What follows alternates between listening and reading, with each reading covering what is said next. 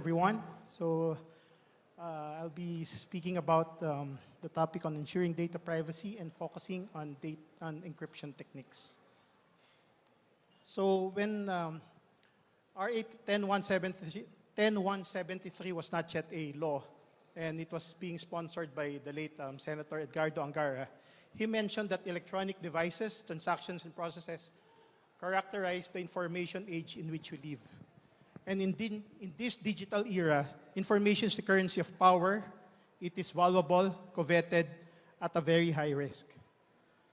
It was echoed by former NPC Deputy Privacy Commissioner Don Di Mapa when he mentioned that in today's data-driven economy, privacy has become the proxy for trust. If you allow my privacy to be breached, you lose my trust, and if you lose my trust, you lose my business.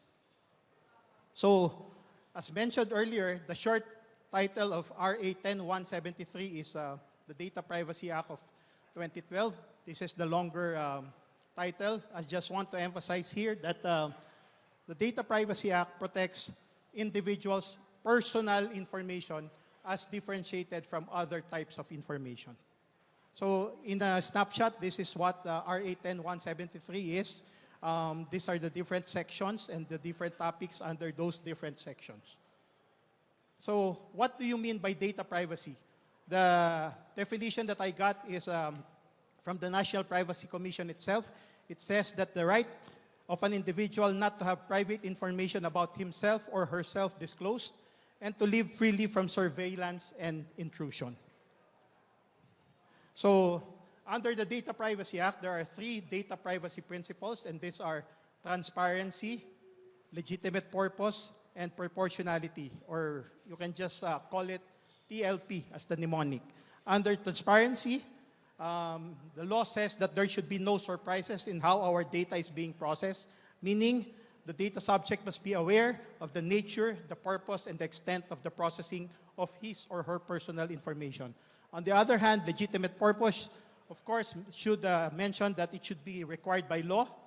It should not be contrary to law, morals, and public policy, and it should be with a declared and specified purpose. And lastly, under proportionality, you should only collect what is necessary. Don't over-collect, and at the same time, don't also under-collect. So, as I mentioned, I've already mentioned this earlier. So, in the words of the National Privacy Commission, kapag nag-collect ka ng personal data, sabihin mo kung para saan at paano mo ito gagamitin. So, how can you show transparency? There are 3 steps. First is by getting the consent of the private individual. Second, by writing it in your privacy policy or privacy notice. So consent, sabi nga nila, it's so easy to ask for consent. I mean, just request it or just ask for consent. And it should be freely given, specific, informed indication of the will. And it can be evidenced by written, electronic, or recorded means such as a signature, an opt-in box, or clicking an icon, sending a confirmation email, oral confirmation, and or videotape consent. And under the law, as compared to other jurisdictions, what is provided for under the Data Privacy Act is opt-in, hindi po opt-out. Meaning, if there are a lot of listed purposes, you need to tick which among of those purposes do you want your personal information to be processed and used among all those purposes. So this is just a difference between the privacy notice and privacy policy. Privacy policy regulates the way a company or an agency handles personal information. So it's an internal statement that is internal within the company. On the other hand, the privacy notice, it's an external statement that shows the clients or the customers of a particular agency or company how their personal information is being processed by one particular company. So legitimate purpose, the second principle, again, it should be compatible with the declared and specified purpose which must not be contrary to law, morals, or public policy. Again, in the words of the National Privacy Commission, kung ano ang sinabi mong purpose, hanggang doon na lang. Know your limits. This is not how you collect personal information. Get all the information you can, will think of use for it later. No. Upon collection of the personal information, you should already know what is the purpose for the collection of the personal information. Then proportionality, of course, it should be adequate, relevant, suitable, necessary, and should not be excessive in relation to a declared and specified purpose. So again, in the words of the National Privacy Commission, huwag mangolekta ng sobra, lalo na kung hindi kailangan. Sabi nga, ang anumang sobra ay nakakasama. I apologize if we have some foreign participants here. This was written in the vernacular. So, how do we ensure data privacy? Of course, by putting in the appropriate and proper security measures. And there are 3 types of security measures under the law: OPT, organizational, physical, and technical. And what are the reasons for the requirement to put in these OPT security measures? This is to ensure the CIA of personal information, confidentiality, integrity, and availability of personal information. So these are some of the examples of organizational security measures. Appointing a data protection officer. By the way, in our organization, the Cybercrime Investigation and Coordinating Center, I'm also the appointed data protection officer. Of course, the conduct of the privacy impact assessment. The PIA is required for existing data processing systems, but most especially for those that are being developed or newly, those that are still not yet implemented and still in the developmental stage, there should be a privacy impact assessment. In other jurisdictions, this is called DPIA or Data Privacy Impact Assessment, and also privacy by design. And lastly, the training and capacity building of all the employees in a particular organization or company.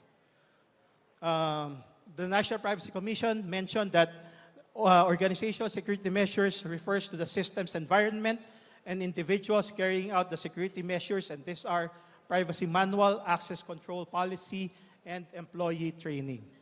On the other hand, physical security measures, the design of our offices, or at least the rooms that are where we store our personal information, should be secured by putting in security locks, or as mentioned, we're now in the digital age.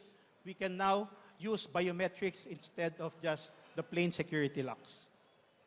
So in the words of the National Privacy Commission, physical security measures refers to policies and procedures implemented to monitor and limit activities in the workplace, such as locks, office space layout. Of course, technical security measures refer to the information communication technologies like firewalls, encryptions, and passwords. Of course, also antivirus that would protect our agencies or companies against ransomwares and other form of malwares. Again, the National Privacy Commission mentioned that these are the technological aspect of security. Again, password, encryption, and anti-malware. Of course, as a company and an organization, you would ask, how would we know what are the appropriate measure or level of security that we need to implement? And the National Privacy Commission has come up with this determining factors like knowing the nature of the personal data, determining the size and the complexity of the organization, of course, the risk in collecting the personal information, implementing current best practices in data privacy, and of course, determining the cost of the security implementation. So what is a security incident? It's an event or occurrence that affects or tends to affect data protection. And also, it's an incident that would compromise the CIA of personal information. Again, the confidentiality, integrity, and availability of personal information. According to Verizon, in their 2021 Data Breach Incident Report, a security event is something that compromises the integrity, confidentiality, or availability of an information asset. So basically, the same po sa ating RA 10173 and the way Verizon defined a security incident. On the other hand, data breach is a type of security incident that leads to the accidental or unlawful destruction, loss, alteration, unauthorized disclosure, access of or unauthorized processing of personal data, and a data breach would also compromise the confidentiality, integrity, and availability of personal information. Again, the Verizon's data breach incidents report defined a breach as an incident that results in the confirmed disclosure, not just potential exposure of data to an unauthorized party. So, yung pong CIA can also define the different types of data breach: confidentiality breach, integrity breach, and availability breach. So confidentiality breach occurs due to the unauthorized disclosure of or access to personal information. On the other hand, integrity breach due to alteration of personal information. And lastly, availability breach due to loss, accidental, or unlawful destruction of personal information. So, what is the requirement under the law on how to handle data breach? Of course, you should implement a security incident management policy. And an SIMP is implemented by the personal information controller and the processor for the purpose of managing security incidents, including personal data breaches. So what are the requirements under the law? Of course, the company or the agency should create a data breach response team. In a study on cost of breaches, this is one of the most effective way of identifying and containing data breach by having a data breach response team. Of course, you should implement security measures and privacy policies, implementation of an incident response procedure, mitigation of the possible harm and other negative consequences of a data breach, and lastly, compliance with the law, the implementing rules and regulations, and other issuances of the National Privacy Commission. There is a mandatory notification requirement if these three requirements are present. First, the personal data involves sensitive personal information or any other information that may be used to enable identity fraud. There is reason to believe that the information may have been acquired by an unauthorized person and that the unauthorized acquisition is likely to give rise to a real risk of serious harm to any affected data subject. Let me just emphasize that all three of these must be present before the notification requirement is mandatory. Meaning, if any one of these is not present, then the notification requirement required under the Data Privacy Act is not mandatory to be made before the National Privacy Commission. So what are the contents of a notification? It should involve the nature of the breach, the personal data involved, the measures taken, if any, by the entity to address the breach, measures taken, again, if any, to reduce harm or consequences of the breach. Of course, knowing the representative of the personal information controller, which is who is the data protection officer or the compliance officer for privacy. And lastly, assistance that have been provided by the agency or the company. So, I've just found this in the net. This was shared by Ted Schlein, Dmitry Alperovich, and John Chambers. All three mentioned that most people are starting to realize that there are only two different types of companies in the world. First, those that have been breached and know that they have been breached. And secondly, those that have been breached but refuse to believe that they have been breached. So this is the best quotation of data breach that I've found in the internet. So what are the general obligations of the controller or the processor to the data protection officer? Of course, the designation should be properly communicated across the agency. The DPO or the COP must be involved in all issues relating to the privacy and data protection. He should be provided with sufficient resources, especially finances, in carrying out his or her duties. So these are the 4 data privacy predictions for 2022. First is privacy regulations will expand. More organizations will hire data privacy professionals. Privacy and security collaboration, maybe. And lastly, will privacy's reckoning day come in 2022? So these are, I found this from the website of APAC, or Asia Pacific. It's there. It's a blog media.bitpipe.com for APAC data privacy predictions. Anyway, former Deputy Privacy Commissioner Don Dimapa laid down these 3 rules for protecting data privacy. he mentioned that if you don't need it, or if the company or organization doesn't need the personal information, or you're not authorized to process it, then don't collect it. But just in case you have already collected it, then you must know how to protect it, especially when you're sharing it, transferring, or disclosing it. And lastly, if you no longer need the personal information or personal data, know how to properly dispose this personal data. So according to Rakesh Shoni, when in his article, Customer Data Security, 5 Pillars to Keep Customer Information Safe, he mentioned that protecting consumer data should be a top priority for any organization. As the world continues to take a larger step towards online systems, more and more personal information becomes available. This presents large-scale opportunities for cyber hackers, which could result in major losses for companies. On the other hand, encryption. It basically refers to the science of transmitting messages which remain undecipherable to often malicious third parties, and it came from the ancient Greek word kryptos, which stands for hidden, and graphein, which means to write. So, to write in something in a language that cannot be understood by a simple person or individual. So, in encryption or cryptography, you just need to remember 2 things. These are plain text and ciphertext, because plain text refers to an encrypted message, while ciphertext covers encrypted messages which appear nonsensical to those not in possession of the decryption keys. Johannes Trithemius is one of the early German cryptographer and at the same time a Benedictine abbot. So in digital encryption, there are 3 things to remember. Of course, the encryption method, the encryption key, and the decryption key. So how does encryption works?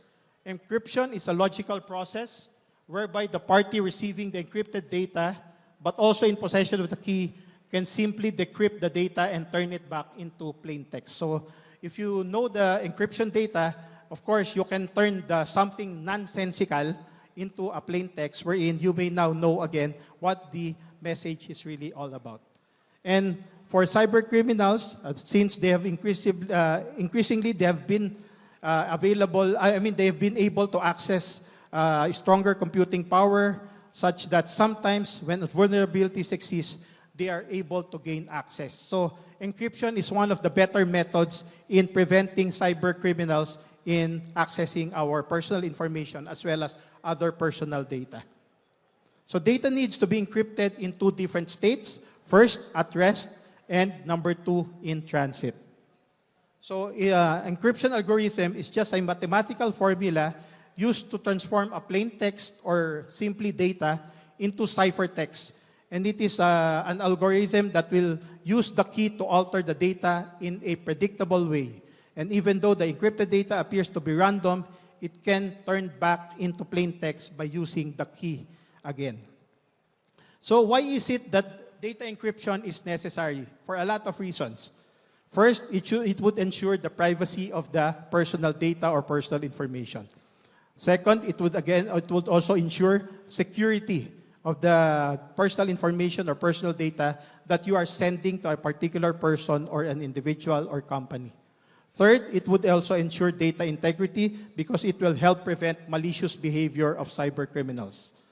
Fourth, the public encryption key would, among other things, it can be used to establish that a website owner owns the private key listed in the website's TLS certificate, thus ensuring the authentication of the messages that are being sent through encrypted method.